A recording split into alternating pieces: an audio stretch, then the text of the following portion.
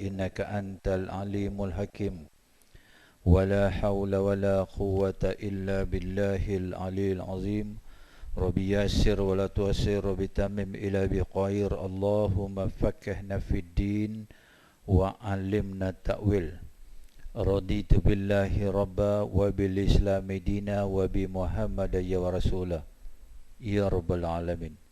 Yang dihormati lagi dimuliakan Al-Fadhil Tuan Pengurusi Majlis, Tuan Pengurusi Surau Diniyah, Tuan-tuan Ahli Jawatan Kuasa, Al-Fadhil Imam-Imam, Ustaz-Ustaz, Ustazah-Ustazah, abang-abang, bapa-bapa, kakak, ibu-ibu yang dimuliakan oleh Allah Subhanahu wa Ta'ala. Alhamdulillah summa alhamdulillah. Pertama-tama kita merafakkan setinggi-tinggi kesyukuran kehadrat Allah Subhanahu wa Ta'ala kerana masih lagi memanjangkan umur kita sampai kita dapat melangkah masuk ke tahun 2020. Tapi sebenarnya itu bukan tahun baru Islam. Tahun baru Islam 1441. Tapi disebabkan cerita dan war-war dia lebih, dia viralnya lebih, maka tu orang Melayu pun sambut jugalah New Year Eve tu Tapi nak cerita apa pun tuan-tuan, syukur banyak-banyak kerana Allah panjangkan usia kita. Sebab apa Allah panjangkan usia kita? Sebab Allah tu sayang, kan? Dia masih lagi memberi peluang kepada kita untuk meneruskan amal dan untuk kita buat apa? Untuk mohon taubat kepada Allah. Tu Kok lah mana lah tahu kok kita ada dosa lagi kan? Macam tuan-tuan ni memang tak ada dosa pun. Tu tuan-tuan ni orang baik kan? Jadi Allah Subhanahu Wa Taala jemput kita mari semayang ni. Maka berlakulah ibadat yang namanya solat ni. Jadi kita nak tanya sini, disebabkan kita solat ni ke Allah ingat kita ataupun sebab Allah ingat kita yang kita boleh datang solat ni? Saya tanya, saya jawab biasa tuan. Disebabkan kasih, sayang dan teringat Allah tu dekat kita, dia panggil kita. Tuan, bukan semua, bukan semua orang Allah panggil. Kita kena syukur sebab apa? Allah jemput kita, Allah panggil kita, teringatnya Allah sebab apa? Allah hendak kita, Allah tempatkan kita di tempat yang suci, dalam keadaan yang suci untuk membesarkan kalimah dia. Sebab apa tuan-tuan? Manusia ni, kita ni tak layak nak puji dia tuan-tuan, tak layak. Dengan ingatan dan kasih sayang dia, dia jemput kita, dia pilih kita untuk nak puji diri dia. Tu. Macam tuan-tuan lah buat majlis walimah, tuan-tuan jemput siapa? Tu standard lah tu. Orang-orang yang tuan-tuan kenal, saudara-saudara kenal. Sama juga Allah. Yang mana yang Allah kasih, yang mana Allah paling teringat sekali, maka Allah jemput. Kan? Allah bukan nak tengok solat kita pun. Allah nak kita sebut Allahu Akbar, Subhanallah, Masya Allah. Tu yang kata tu. Sebab apa? Sebab kita hidup ni, Allah pilih dah kita nak kenal dia. Dialah yang bagi kita kenal dia. Ilham tu dia bagi dekat kita untuk kita kenal dia. Kita kenal. Tuan-tuan kenal dah tuan-tuan. Tuan-tuan ni paling arif lah. Bukan nama Muhammad Arif pun. Tapi dah arif dah. Kan? Tu. Sebab apa ni? 5 makhluk ni. Kan? 5 makhluk yang ada anak. Siapa? Syaitan, Iblis, Jin. Termasuklah Jin Samsudin apa semua tu. Malaikat tak ada anak. Haiwan ada anak. Manusia ada anak. Semua ni ada nyawa. Semua ada nyawa. Semua ni ada alat-alat untuk mengenal. Tapi Allah tak minta pada 4 makhluk ni untuk kenal dia. Sebab memang Allah nak azab mereka lah. Kecuali malaikat lah. Jadi malaikat ni nafsu tak ada. Yang Allah tuntut untuk kenal dia, manusia. Itu sebab Allah cipta kita ni, Allah bagi alat-alat untuk mengenai. Jadi manusia, we got no answer. We got no answer depan Allah. Bila Allah tanya, hang kenal tak aku? Itu sebab pertanyaan mula-mula malaikat tanya dalam kubur, man rabbuka? Siapa Tuhan kamu? Dia tak tanya lagi amal ibadat ni, tak tanya lagi amal ibadat ni semua di padang mahsyar tu. Allah suruh malaikat tu tanya dia ni, hang kenal tak aku? Rentetan daripada tu, siapa yang di ketika mana akhirnya hayat dia dalam keadaan dalam kalimah la ilaha illallah, maka boleh jawab dia, ma rabbuka, kan? Aduh, man rabbuka, siapa Tuhan kamu? Maka alat-alat itu apa? Mata, telinga, hidung, mulut, akal, kan? Itu sebab baru-baru ni ada apa? Gerhana matahari. Orang kampung saya kata eclipse of the sun. Orang kampung saya standard lah. Aduh. Dia ada 2 gerhana. Bila berlakunya gerhana matahari tu, ramai ada orang tengok, ramai tak? Ramai dengan kamera apa semua. Seronok tu duk tunggu. Oh, nampak-nampak keluar dah. Lembu tengok tak? Lembu pun tengok. Tapi lembu tengok tak tahu apa. Kalau kita manusia ni pandang tu, kejadian itu, fenomena tu, kita pun kata, dahsyatnya Allah. Sama macam lembu. Tuan-tuan pandang tu, tuan-tuan kata apa? Masya Allah, hebatnya Allah. Tu Allah nak tunjuk. Hanya sanya kepada umat Nabi Muhammad aja ada tu. 2 gerhana tu. Yang kena kesemayang, kena ke solat. Solat gerhana nama dia. Tapi ada lagi satu gerhana yang tak payah semayang. Gerhana cinta luka. Itu iklim lah. Itu iklim. Itu orang muda aje lah. Gerhana cinta luka. Kan? Hanya sanya manusia saja boleh menilai hebatnya. Tuan-tuan perhati tak? Tengok dan TV kan? Manusia yang menunggu tu. Gerhana matahari. Begitulah kata Nabi Muhammad SAW 1500 tahun dulu. Macam tu lah besok orang tunggu matahari terbit daripada macam tu lah.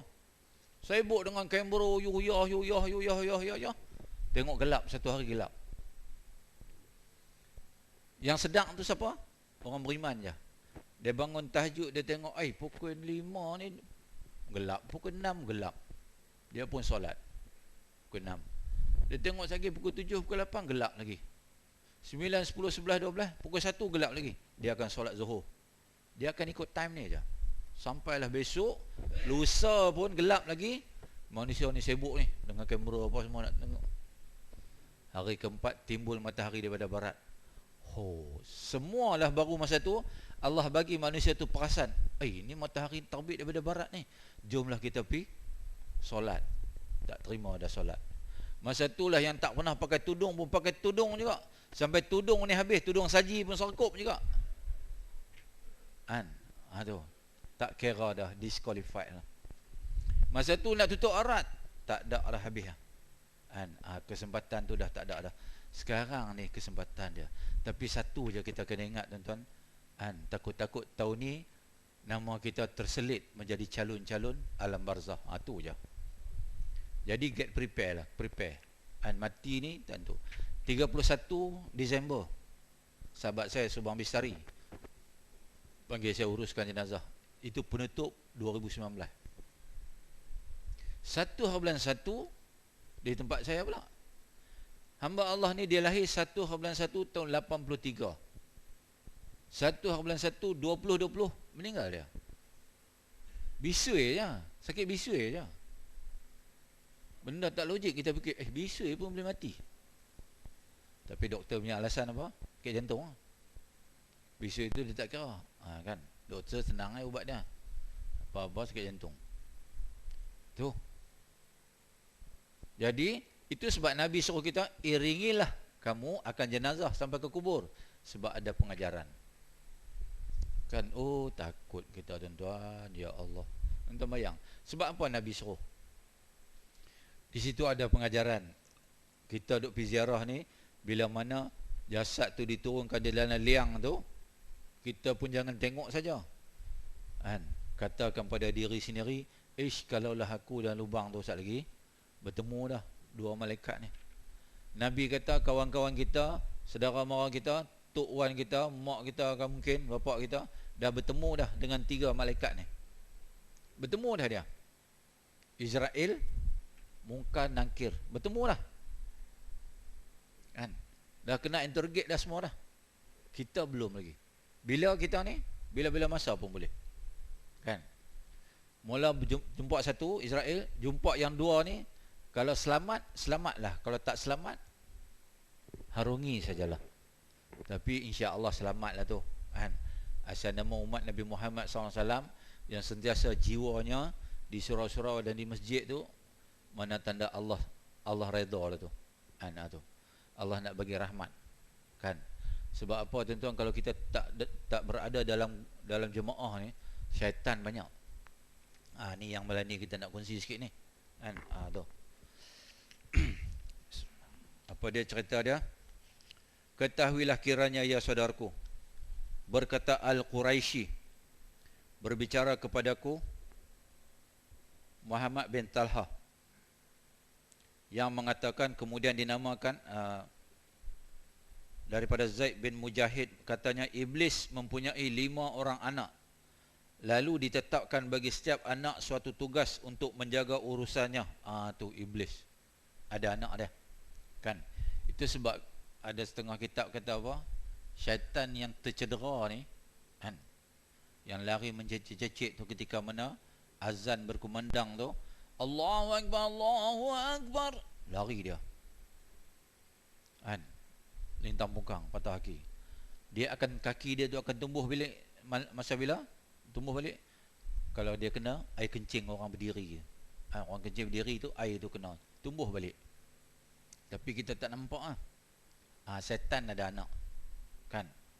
Apa tugas anak-anak dia ni? Kelima-lima anak itu seperti berikut namanya, iaitu sabar, bukan sa. Yang keduanya Al-A'war. Yang ketiga Masud. Yang keempat Dasim. Yang ni selalulah kita dengar.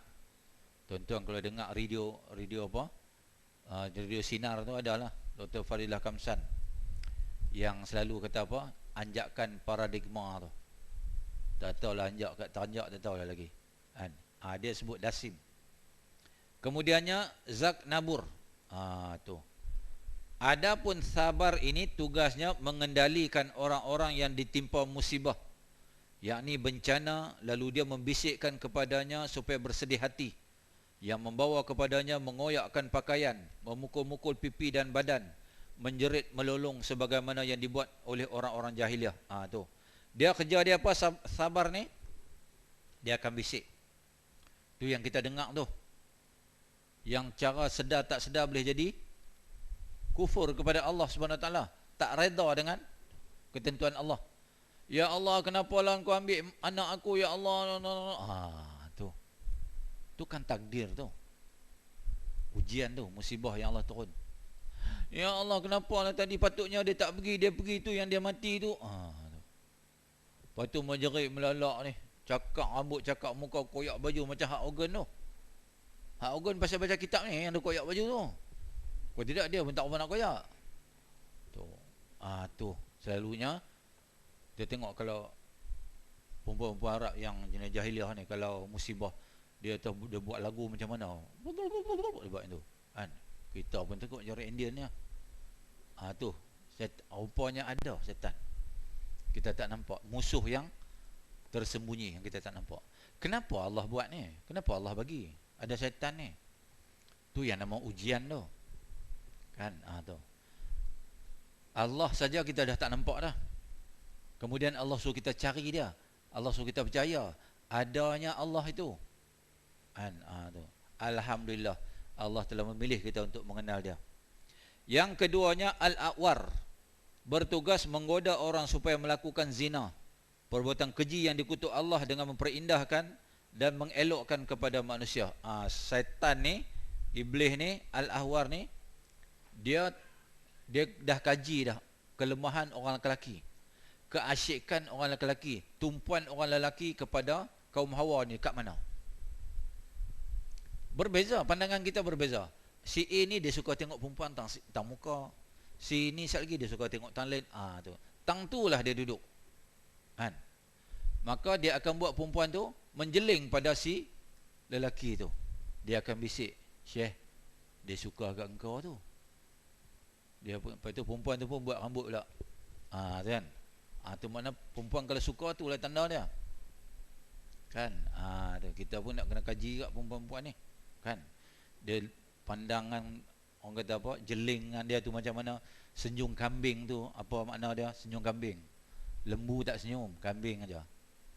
Tu. Kalau senyum, lembu senyum kita berlari. Tu, kan? Dia sehingga dia boleh memujuk sampai melakukan zina. Oh ya Allah, takut. Oh ya Allah. Tu. Yang ketiganya masud, M-A-S-U-T-H, masud. Maka dia adalah tukang menyebarkan dusta dari seorang kepada orang lain dengan menyampaikan segala berita-berita yang palsu, sehingga seorang akan mendatangi suatu kumpulan orang ramai seraya berkata, aku lihat seorang mengatakan begini dan begitu kepada kamu. Aku kenal rupanya, tetapi aku tidak kenal namanya. Ni sekarang ni mutakhir ni, masud ni cukup banyak poin dia ni. Mungkin dah naik pangkat, tak tahulah general ke apa dah ni. Umat manusia mutakhir ni pantang dengar lah. Sen. Lalah balik kata jutaan maaf. Tak betul itu, palsu. Dah. Tu. Buta-buta je dosa. Jadi dah tahun 2020 ni tuan, berubah lah sikit. Surau Diniyah pun dah berubah dah. Dulu tak ada pakai kereta ustaz, lah dah ada. Alhamdulillah. Tu. Usaha tu. Dapat pahala tu bukan saya saja dapat pahala. Tu. Bukan saya saja tu. Jadi aku lihat seorang mengatakan begini dan begitu kepada kamu, aku kenal rupanya tetapi aku tidak kenal namanya. Tu. Jangan do ascension, jangan kita involve. Tu yang kata syukur di atas nikmat telinga ni. Jangan kita duk pasang telinga, duk pergi dengar gosip-gosip. Kan? Lepas tu sampai pula mulut pula, Allahu Akbar. Jangan kita menggunakan alat-alat ini untuk melakukan dosa. Gunakanlah untuk mengenal Allah. Mata kita pandang, kita tengok, kita sayang isteri kita. Macam mana kita boleh sayang? Ingatlah bahasanya Allah telah turunkan sayang dia kepada isteri kita. Tu yang kita jadi sayang dia. Kita tengok cucu kita, Allahu Akbar, habis hati datuk ni. Sayang Allah tu, Allah turun kat situ. Allah nak bagi kata apa? Hadirnya Allah. Manusia ada nafsu dan akal. Kita tengok haiwan, tuan-tuan. Burung tempua bersarang rendah. Kan? Sarang dia tu siapa buat? Punya cantik tu, dia yang buat. Manusia pergi curi dia jual. Siapa yang ajak dia buat tu? Tuhan lah ajak. Ilmu tu Allah bagi dia. Buat. Nak bagi manusia ni tengok akan sarang burung tu, kita kata apa? Masya Allah, cantik. Masya Allah, cantiknya kerja Allah Ta'ala. Bukan burung tu alatnya. Kan? Macam itulah keadaannya bila Allah nak bagi kita kenal dia. Itu sebab Allah tanya nanti orang kafir ni, kenapa hang tak kenal aku? Sedangkan aku bagi hang macam-macam lah nikmat. Kenapa hang boleh tak kenal aku?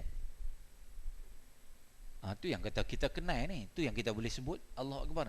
Sebab dialah yang izinkan kita sebut nama dia tu. Setengah orang Allah tak izin sampai sekarang. Susah. Pakcik dia nama Abu Talib. Pakcik dia, pakcik Nabi Muhammad SAW. Nabi kata, pakcikku sebut ikut cakap aku sekali je aku sebut. La ilaha illallah, sebut ya. Sampai mati dia tak sebut. Padahal bukan susah. Hidayah, tuan-tuan. Allah kata apa? Ya Muhammad, hidayah bukan milik hang. Apalah sangatnya kalau Allah nak bagi, ya Muhammad bagi. Hang ni kekasih aku, tak faham bagi. Dah. Allah nak tunjuk tu. Hidayah ni mahal. Kan?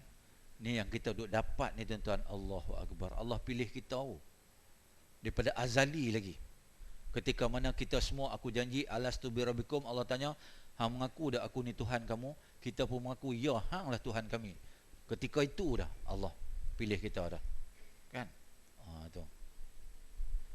Kemudiannya yang bernama Dasim, dan ia bertugas untuk membuat fitnah antara suami dengan isterinya, cuba mendedahkan keaiban masing-masing dan mengungkit-ungkit perkara yang boleh menyebabkan mereka marah dan berselisih faham. Tu sebab kita masuk rumah, kita kena bagi salam. Masuk kaki kanan, keluar kaki kiri. Kan? Kalau kita tak bagi salam, itu yang syaitan ni dia akan gerakkan hati isteri kita ni. Dia suruh buat onar. Kita tak ada nak duduk lagi. Dia kata, abang, tolong ambil penyapu Ustaz. Orang lelaki yang tu yang pantang tu. Baru nak letak jebuk ni. Abang, pergi nyala api kat. La ilaha illallah. Tapi bukan abang ni, abang yang lain. Abang sini okey. Suruhlah buat apa-apa, buat. Abang-abang sini okey. Tu. Aduh je. Ni. Tolong-tolonglah, asyik duk baca paper je ni. Boleh tak ada apa. Syaitan duk kacau ni tu. Walau kita tahu, itu sebabnya lelaki ni, sabar tu kena banyak. Allahu Akbar, lelaki. Itu sebab orang lelaki ni, dia memang sabar. Itu sebab lelaki yang remeh-remeh ni tak mau fikir. Kan? Contoh makanlah makan. Kan? Tapi setengah orang dah cerewet juga. Setengah suami tu ada cerewet. Setengah tu macam abang-abang, pak-pak tak cerewet.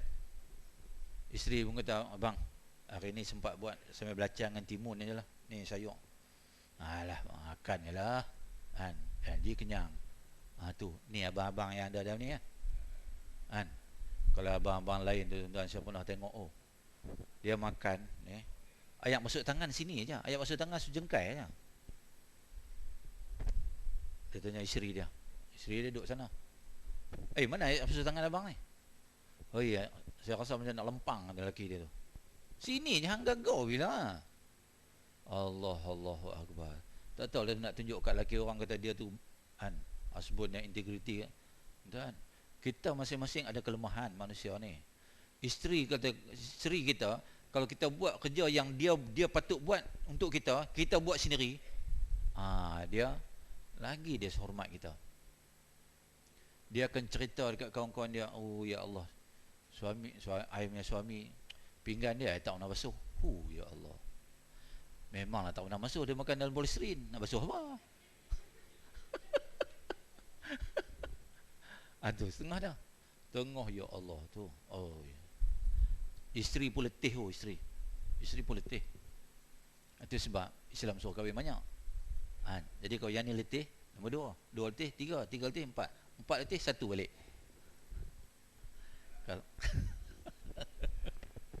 Dia mesti kona ya. Bagi semangat tuan-tuan baru ya. Tu. Jadi Lasim ni syarat dia kata Nabi, masuk langkah bagi salam. Ataupun tuan-tuan nak pergi tidur hotel kan, masuk tu bagi salam. Jangan masuk bau rumah tu. Bagi salam. Tak kisahlah siapa-siapa pun. Yang terakhir sekali iaitu Zak Nabur. Dia ini bertugas mengganggu orang-orang yang di pasar. Dia mencacakkan benderanya di situ, yakni membuat angkara antara orang yang berjual beli di pasar. Itu sebab Nabi kata, nak masuk pasar bacalah la ilaha illallah wahdahu la syarikalah lahul mulku wa lahul hamdu yuhyi wa yumiitu wa huwa ala kulli syai'in qadir. Tu baca tu. Di pasar ni yang iblis setan ni, dia duk cucuk menjaga tu. Timbang tak cukup lah bagi yang kata fresh tapi tak, ikan fresh tapi tak fresh. Tu nak jadi halak gaduh. Tengok print out receipt tu tak tally dengan barang ni. Syok. Sebenarnya bukan syok tu, tersilap kira. Dia punya marah tu. Tu semua jadi arai semua tu. Ni tugas depa. Yang paling ni sekali, yang paling A sekali dalam 6 ni, yang boleh memporak-perandakan hubungan keluarga. Tu yang paling banyak, yang paling tinggi dia punya pangkat dia. Kan? Tu. Telah memberitahuku Muhammad bin Al-Qasim, berbicara kepadaku sunat daripada Maqal Al-Husin. Tiada satu perkara yang dianjurkan Allah kepada para hambanya melainkan ditentang adanya iblis dengan 2 hal. Tiada dipedulikannya yang mana satu saja yang dicapainya, iaitu sama ada menyebabkan orang itu melampaui batas dalam perkara itu ataupun menyebabkan cuai dan lalai kepadanya. Tu. Iblis ni dia buat kita jadi, orang kata apa? Jadi tamak haloba. Kan? Tu. Jadi berkira, jadi perungui, nak marah aja. tak sabar. Tu satu hal. Satu lagi dia bagi kita membazir dalam makanan. Kan? Itu sebabnya nak makan, kalau di rumah kenduri ke, mari ambil sikit dulu. Jangan kita ambil, tak habis. Kuih tinggal atas meja. Kan? Kalau kuih tu tak habis, kita tak sentuh lagi, hantar balik. Kan? Jadi kita jangan mengamalkan pembaziran. Tu. Tetapi rupanya engkau dapat ditipu. Bukan. Ataupun menyebabkan ia cuai dan lalai kepadanya. Dan dengan sanad hadis telah berkata Muhammad bin Ishaq, dan aku mendengar Abdullah bin Umar radhiyallahu anhu berkata, sesungguhnya iblis itu terikat di bumi yang terbawah sekali, dan apabila dia bergerak, berlakulah setiap kejahatan di muka bumi ini antara dua orang atau lebih. Itu dari sebab pergerakannya. Tu kalau ada dua orang aja, berkemungkinan berlakulah satu kerosakan. Berkata Syekh Abdul Faras rahimahumullah, sebenarnya bencana syaitan dan tipu dayanya memang sangat banyak sekali, dan saya selitkan pada bahagian-bahagian buku ini mana yang cocok dengannya insya-Allah. Dan lantaran terlalu banyaknya bencana syaitan itu dan pengaruhnya di hati manusia, sampai sukar sekali untuk selamat daripadanya. Jadi siapa yang meninggalkan segala yang dihasut oleh hawa nafsu, terlepaslah dia dari bahayanya. Apabila hawa nafsu telah mempengaruhi Harut dan Marut, tidak tanggung dia melepaskan diri daripadanya. Siapa dia Harut bin Marut ni? Adalah malaikat yang nama Harut bin Marut. Dan surah Al-Baqarah ayat 30. Wa iz qulna lil malaikati inni ja'ilun fil ardi khalifah. Allah kata kepada malaikat, wahai malaikat, aku nak cipta makhluk yang namanya manusia. Kan? Tapi malaikat kata apa?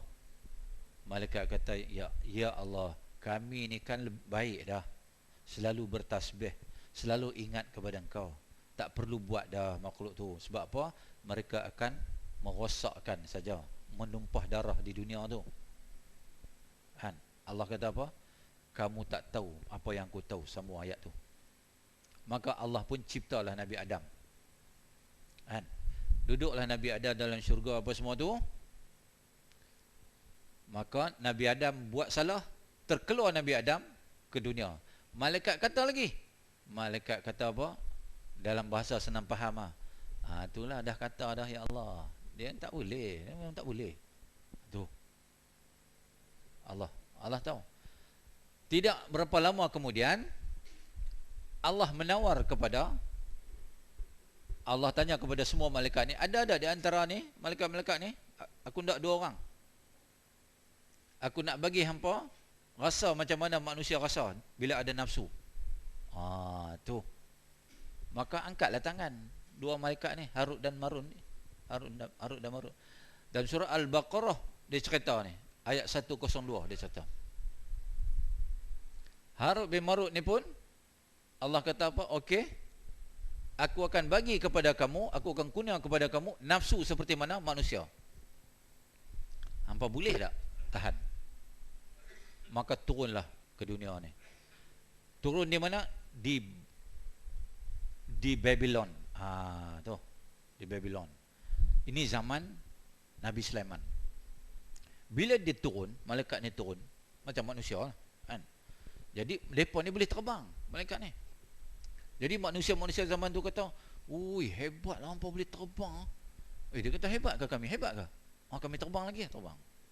Dia perasaan kan. Itu turun, manusia ni kata apa? "Ajarlah kami macam mana ni teknik terbang mah. Ajarlah kami ilmu-ilmu apa yang hampa ada. Hampa kan malaikat. Sihir mesti hampa tahu ya." Kan? Lalu dia ajarnya manusia ni sihir. Rupa-rupanya malaikat Harut dan Marut ni tidak tahan godaan, maka mereka melakukan maksiat. Kan? Disebabkan nafsu tu yang tidak dapat dibendung. Jadi bila 2 malaikat ni melakukan maksiat, melakukan kerosakan, berdosa kepada Allah, Allah hantar malaikat yang lain. Yang hampa kata, apa guna manusia ni kan? Hantar. Bila Allah hantar malaikat ni jumpa lah Harut bin Marut ni. Dia kata apa? Bahasa yang senang faham. Ni hampa malaikat kan. Hampa ni buat malu company lah. Come on lah. Macam tu lah lebih kurang. Maka Allah tanya mereka, okey sekarang aku nak hukum hampa. Hampa nak hukuman ni di dunia ataupun di akhirat? Kan? Mereka memilih hukuman itu di dunia. Dia kata apa, kalau akhirat ni abadan abada, di dunia ni dia tak ada, lama-lama habis lah. Maka mereka diseksa lah. Di mana? Tak tahu. Ada kitab yang kata mereka ni digantung. Maka malaikat yang tadi ni, setelah mana Harut dan Marut ni dihukum oleh Allah Subhanahu Wa Taala, maka malaikat-malaikat lain ni bila tengok manusia, dia lalu depan manusia, dia kata apa? Ajib tu. Oh, kami heran. Macam mana manusia ada nafsu ni boleh jadi baik? Tuan-tuan lah baik. Kan?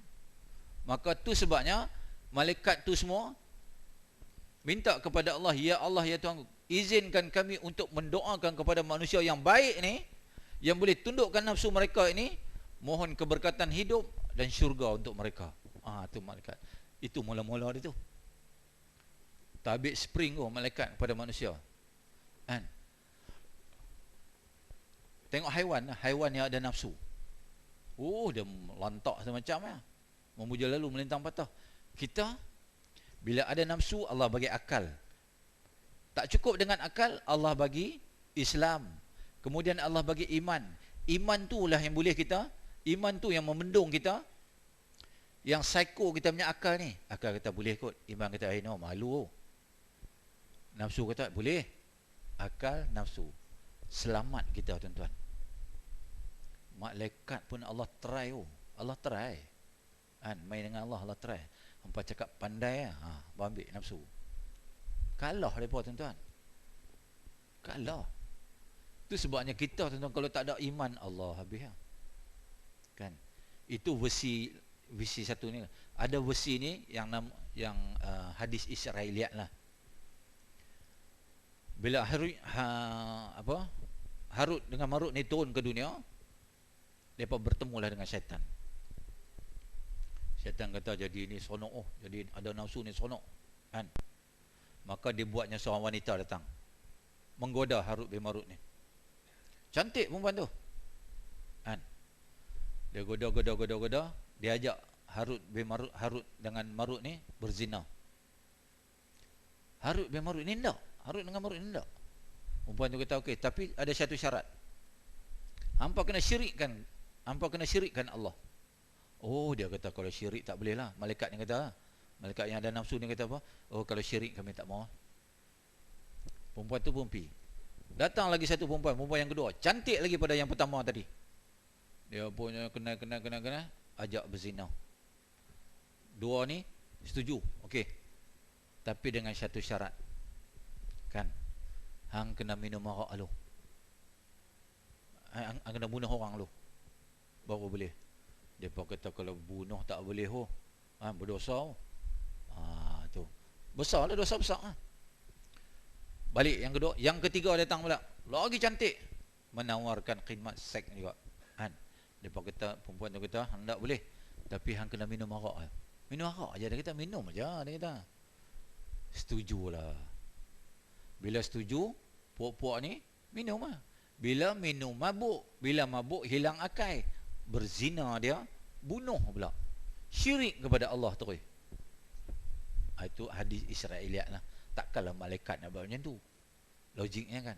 Tu samalah macam hadis yang kata Sayyidina Umar ketika mana jadi Amirul Mukminin, dia pukul anak dia Abdullah bin Umar. Kan? Kononnya Abdullah bin Umar ni terlibat dengan minum arak dan berzina. Itu hadis daripada pokok Syiah. Kan? Itu kita kena tengok mustakal hadis ni. Kan? Tu. Jadi tu cerita dia. Kan? Allah kata Harut dan Marut ni. Sebab itulah apabila para malaikat mendapati seorang mukmin yang mati atas keimanannya, mereka lalu merasa takjub dan hairan betapa dia itu dapat terselamat dari perdayaan syaitan. Malaikat heran tu manusia ni. Nak kita yang nak mati ni, besok roh keluar tu, kita boleh Survive lagi tu. Kita boleh sebut la ilaha illallah. Kan? Sedangkan ketika itu iblis dan syaitan ni duduk ujung kaki ni. Weh, hang mengakulah aku ni Tuhan hang. Ni hang, aku bagi hang macam-macam. Kita tidak terpedaya. Sebab apa? Kita dah yakin dah. Kita yakin bahwasanya Allah Subhanahu Wa Taala tidak akan mentajalikan diri dia dalam dunia ni dak. Dalam dua keadaan ni kan. Yang Dajjal pun mengaku Tuhan, yang iblis ni pun mengaku Tuhan juga di akhir hayat kita nanti. Kita pegang dah, ini bukan Allah. Itu sebab kena baca surah Al-Kahfi tu, Dajjal tu. Kan? Nabi kata baca Al-Kahfi 10 ayat kan. Ada hadis yang lain mengatakan kita kena baca 10 ayat pertama, 10 ayat terakhir. Kalau siapa baca 10 ayat pertama, dia jadi semicircle, dia jadi menyentuh je. Dia akan lindung kita di hadapan, kiri kanan aja. Kalau kita baca 10 yang terakhir, dia akan jadi kita duduk dalam bulatan. Tu. Dajjal tak boleh menguasai kita. Kan? Tu. Bacalah 10-10 kan susah pun. Kan? Sekejap lagi saya ada bawa satu pamphlet tu. Ni saya nak wakaf dekat ni lah, surah ni. Kalau ni lepas Isya kan baca kan. Dengan Al-Mul ada. Kan? Tu. Orang suruh saya infak, saya pun bawa je lah. Kan? Tu. Lepas tu dalam tu, di belakang tu adalah kalau tuan-tuan rasa nak sumbang, tak sumbang tak apa. Kan? Jangan sumbang mahram dah. Habis cerita. Kan? Telah memberitahuku Muhammad bin Mansur, katanya apabila dibawa naik ruh seorang mukmin ke atas langit, maka berkata para malaikat Maha Suci Allah yang telah menyelamatkan sang hamba ini daripada syaitan, alangkah bertuahnya dia, bagaimana dia dapat terselamat. Malaikat ni takjub sungguh. Kan? Tidak terkecualilah Nabi Muhammad SAW. Itu sebabnya Jibril ni yang jadi kawan Nabi Muhammad SAW ni, jadi teman rapat, hari-hari very eager tau, eager. Asal nak jumpa Nabi je, tapi tak boleh. Itu sebab satu hari Nabi tunggu 3 hari. Jibril tak jumpa dia. Nabi dah risau dah. Nabi kata, Jibril mana lah, tak mai jumpa aku, merajuk ke apa ke. Hari ketiga baru Jibril turun. Nabi pun tanya, wahai Jibril, hang tak ingat aku ke? Hang nak putus kawan ke apa ni? Ni, hang 2 hari dah tak turun tu. Aku tak nak siapa aku nak sembang ni. Kan? Jibril kata apa? Ya Muhammad, aku bukan boleh turun suka-suka. Kalau aku boleh turun suka-suka, hari-hari aku turun. Allah kata aku turun lah. Kan? Tu. Itu sebabnya dulu apa? Dulu malaikat-malaikat ni kan, Allah cuba suruh mereka ini semua sampaikan wahyu. Kan? Kemudian tak jadi. Allah cuma lantik wahyu-wahyu ni, hanya Jibril saja yang layak menyampaikan wahyu kepada Nabi-Nabi dan Rasul-Rasul ni. Tu. Sebab kalau dah banyak itu bocor. Bila wahyu-wahyu ni nak turun, daripada azali lagi, wahyu yang mana nak turun sampailah kepada Nabi Muhammad SAW, semuanya telah dibincang Allah dengan malaikat ni. Cerita macam-macam. Apa yang berlaku kat dunia ni, cerita habis. Itu yang syaitan dapat. Kan? Dapat tu. Kan? Tu. Itu yang jadinya dapat kata information tu 1000. Dia sampai. Syaitan yang last kali, dia pun sampai dekat Tok Pawang atau Tok Bomo, dah jadi sialah. Tu yang mampu tu. Kan? Tu yang jadi Allah kata syirik tu. Tu cerita dia. Habis. Setiap manusia ada syaitan. Tu. Telah memberitahuku, berbicara kepadaku bahwanya Siti Aisyah isteri Nabi Muhammad SAW, katanya bahwasanya Rasulullah SAW pernah keluar dari rumah Aisyah pada satu malam. Kita dah cerita dahulu kan, Siti Aisyah yang Nabi pergi ke Nabi balik daripada semayang, Nabi masuk rumah dia, elok nak ubah badan. Nabi tengok Aisyah, Nabi nak ubah badan, Nabi dengar suara Jibril daripada luar. Nabi pun bangun, Nabi berjalan pergi Baqiah. Nabi buat apa? Kata Jibril, Allah suruh sampaikan, suruh tuan doa kepada ahli-ahli kubur ni. Kalau ada, doanya bunyi macam mana? Kalau ada kubur yang sempit, diluaskan, dilapangkan. Kalau ada lubang-lubang api neraka, dijadikan taman-taman syurga. Kalau kena dera, diberikan nikmat. Tu yang kita doa tu. Mula tu lah. Jadi bila Nabi nak pusing balik, Siti Aisyah ni sebenarnya dia tak tidur, dia tidur ayam. Dia tengok Nabi keluar, dia pun was-was lah. Dia bukan was-was, dia rasa curiga. Sebab malam tu malam rumah dia, giliran dia. Dia kata Rasulullah ni kan, dia kata Rasulullah ni nak pergi rumah ni apa kan. Tu elok dia pergi azan apa ni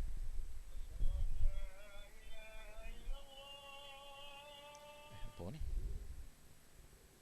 lah.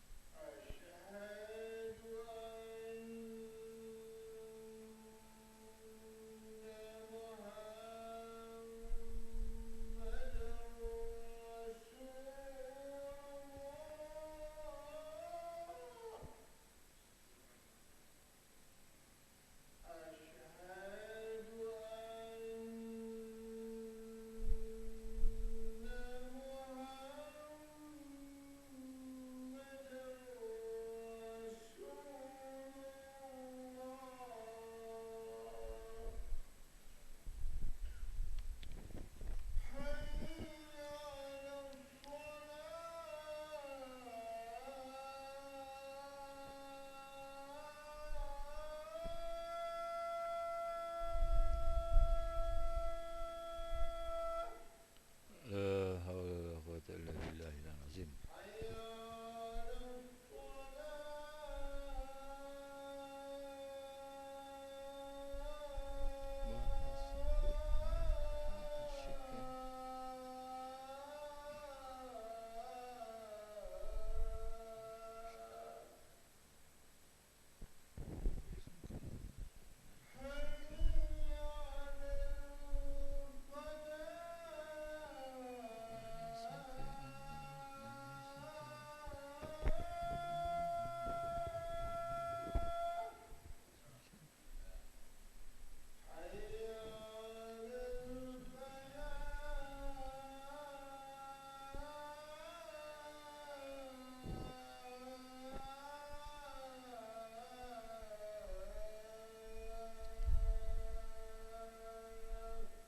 La haula wala quwwata illa billah.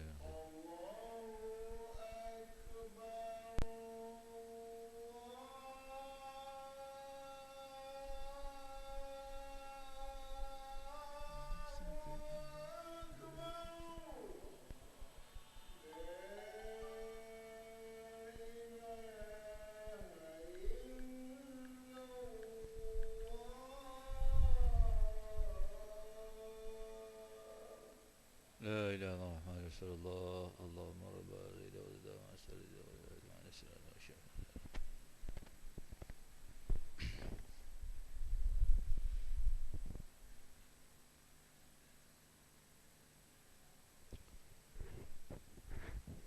Jadi bila selepas selesai saja Siti Aisyah ni tengok kan, Siti Aisyah ikut Nabi sampai ke Baqi' kan.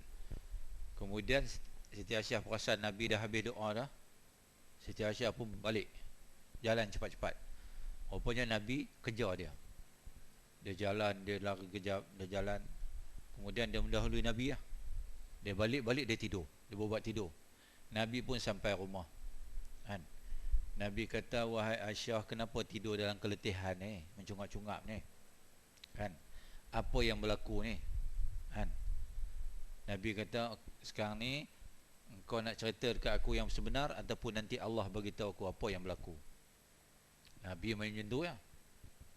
Siti Aisyah kata, tak apa ya Rasulullah, macam ni sebenarnya kan. Tu aku ni rasa cemburu sikit. Aku ingat kot kan, tuan nak pergi rumah isteri yang lain, pada malam ni giliran aku.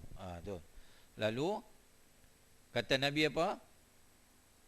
Hai Aisyah, apakah engkau cemburukan aku? Jawabku, bagaimanakah orang macam aku ini tidak rasa cemburu terhadap orang macam kau, kata Siti Aisyah.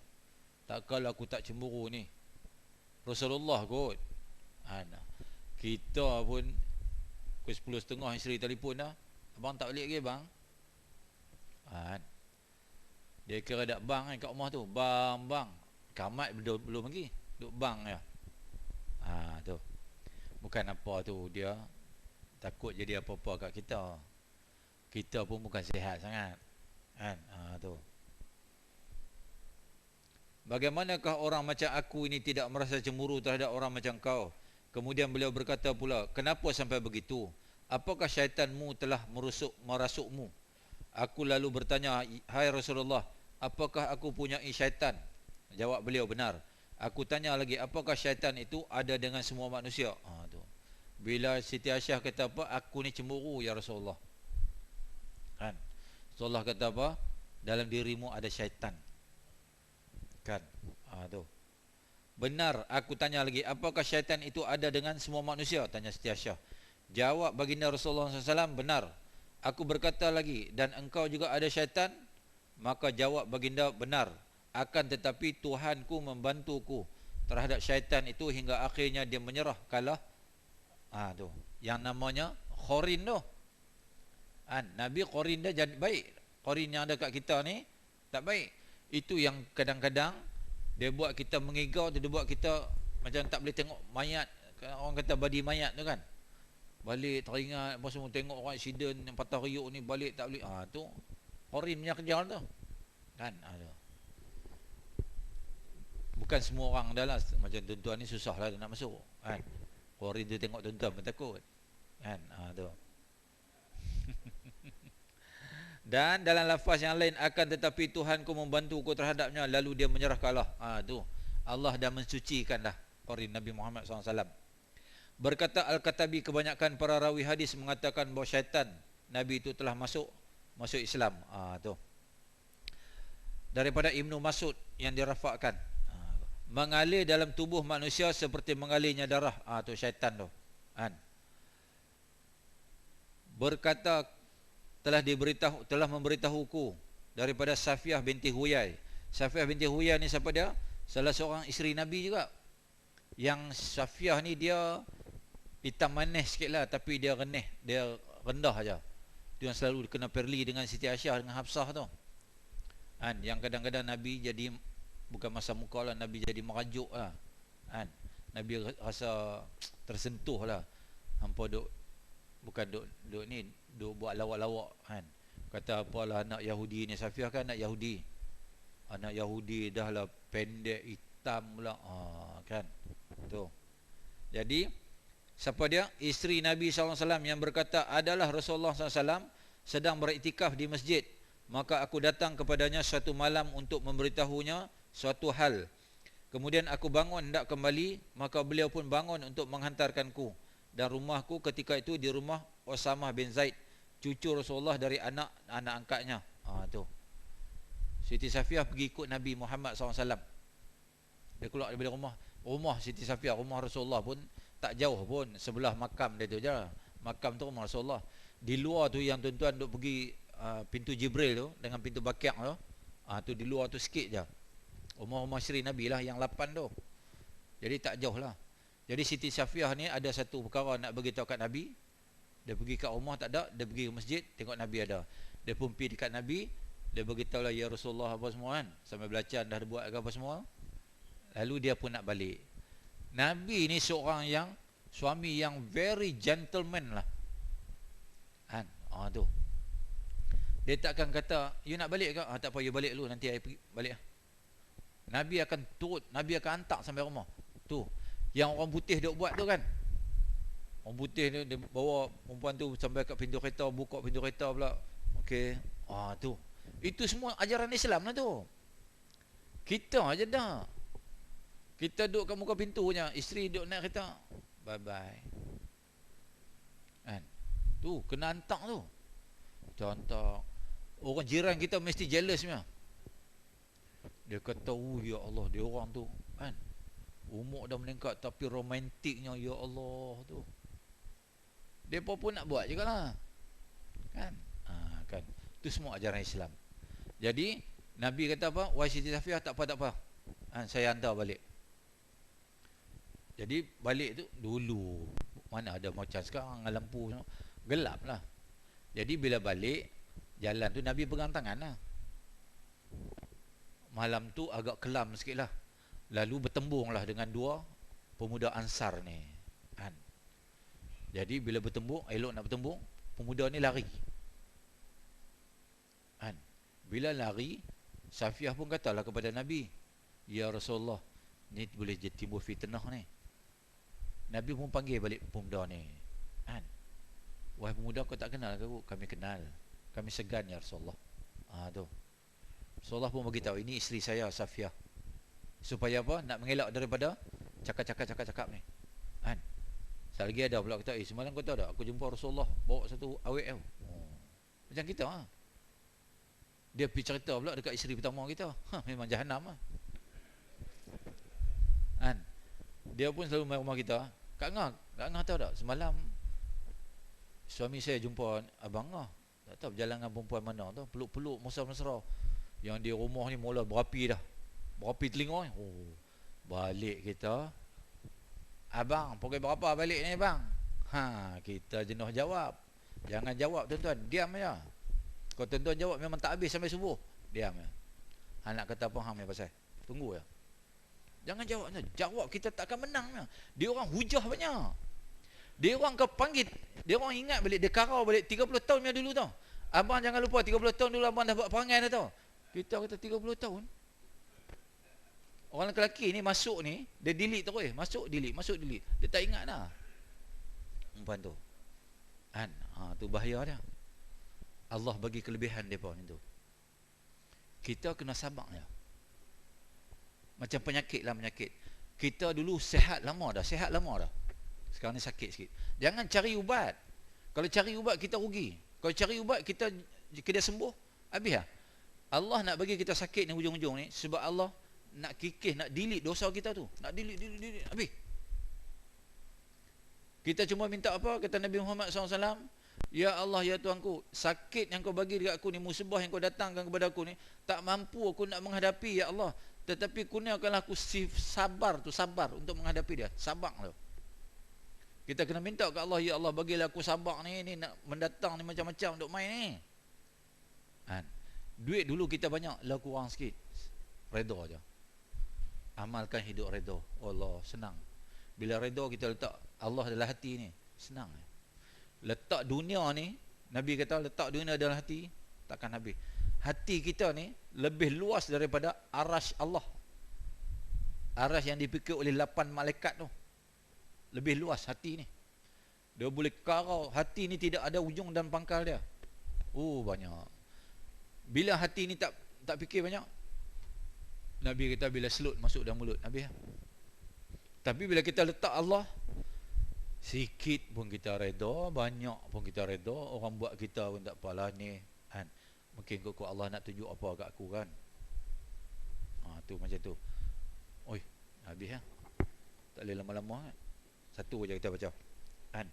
Yang kata, inna syaitana yajri min ibni Adam majradam wa inni qashitu ay yakhzifa fi qulubikuma Hadis riwayat Bukhari wal Muslim. Sesungguhnya syaitan itu mengalir di dalam tubuh anak Adam laksana mengalirnya darah, dan bahwasanya aku bimbang dia akan menimbulkan di dalam hati kamu sesuatu yang jahat. Tuh, inna syaitan yajri majra dam. Tu sebab kadang-kadang kita panas tuan. Tu. Jadi tuan-tuan muslimin muslimat tu. Saya sekadar tu dulu yang dapat kita kongsi, insya-Allah kita akan pergi pula mengapa harus ta'awuz kan. Ta'awuz ni apa? A'udzubillahi minasyaitonirrajim. Tu. Macam kita nak semayang. Kita baca. Kalau tak boleh kita ni tak boleh kan. Pesan ulama, kau tak boleh sangat nak khusyuk. Nak khusyuk tu rehat sat. Pegang tasbih istighfar 1 kali. Astaghfirullahalazim, astagfirullah. Dah okey tenang semayang. Kan? Tu.